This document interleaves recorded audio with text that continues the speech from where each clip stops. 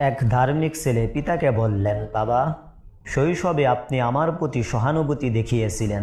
প্রতিদানে এমন সহানুভূতি আমি সবসময় দেখাতে চাই। পিতা বললেন, বাবা, তুমি আমার অনেক খেয়াল রেখেছ, অনেক যত্ন নিয়েছ। এজন্য আল্লাহ তাআলার দরবারে লাখো কোটি শুকরিয়া। জীবনের সব ইচ্ছাই তুমি পূরণ করেছ। শুধু একটা ইচ্ছা বাকি আছে আমার, আর তা হলো ওই পাহাড়ের চূড়ায় বসে আমি আপেল খাবো। পিতাকে নিয়ে ছেলে সেখানে পৌঁছলেন। পিতা আপেলের ঝুড়িটি মাটিতে ফেলে দিয়ে বললেন, যাও নিয়ে আসো। এভাবে 3বার হলো।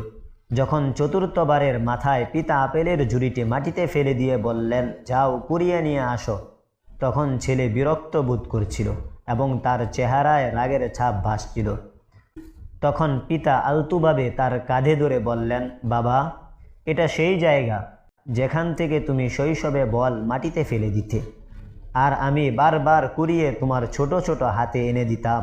তোমার হাসিগুলো খুব ভালো লাগতো আমার, অথচ তুমি বিরক্ত বোধ করছ। কিন্তু জানো বাবা, আমি একটুবারের জন্যও বিরক্ত বা ক্লান্তি ভোগ করতাম না। তোমাকে খুশি করার জন্য আমি সব কিছু করতে প্রস্তুত ছিলাম।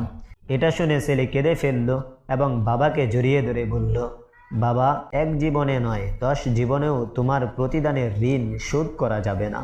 আমাকে ক্ষমা করে দাও বাবা।